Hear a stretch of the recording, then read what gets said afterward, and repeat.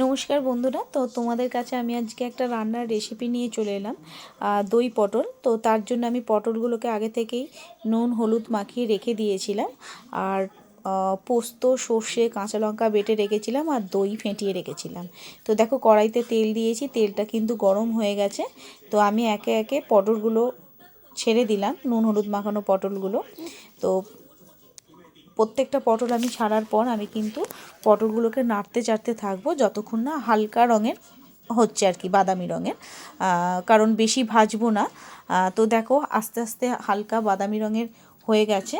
তো আমি কিন্তু এবার পটলগুলোকে একটা একটা করে তুলে নেবো। দেখো ভাজা হয়ে গেছে এবং তার সঙ্গে কিন্তু সেদ্ধও হয়ে গেছে। তো আমি প্রত্যেকটা পটল তুলে নেওয়ার পর কড়াইয়ের মধ্যে আমি একটুখানি সামান্য তেল দেব, দিয়ে আমি কিন্তু এর মধ্যে একটু সামান্য পরিমাণে 5 ফোড়ন দিয়ে দেবো। আর তার সঙ্গে বেটে রাখা মশলাটা দিয়ে দেবো, দিয়ে আমি নাড়তে থাকবো।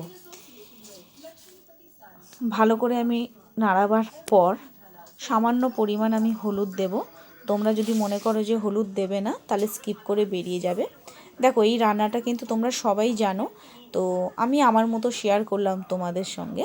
তো দেখো আমি সামান্য স্বাদ মতো নুন দিয়ে দিলাম। আর যতক্ষণ না তেল ছাড়ছে আমি একটু নাড়তে থাকলাম। তো দেখো অলমোস্ট তেল কিন্তু ছাড়তে থাকছে। তো তখন কিন্তু আমি ফেটানো দইটা দিয়ে দেবো।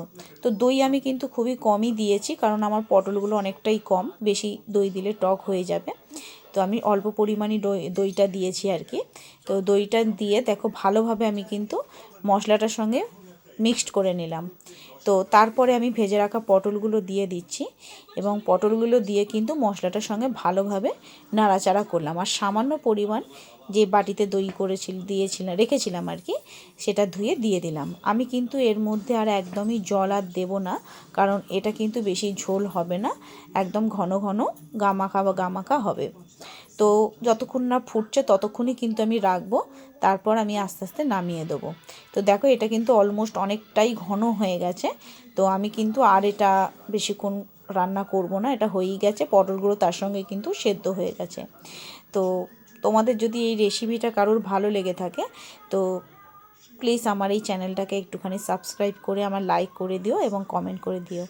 Thank you for watching.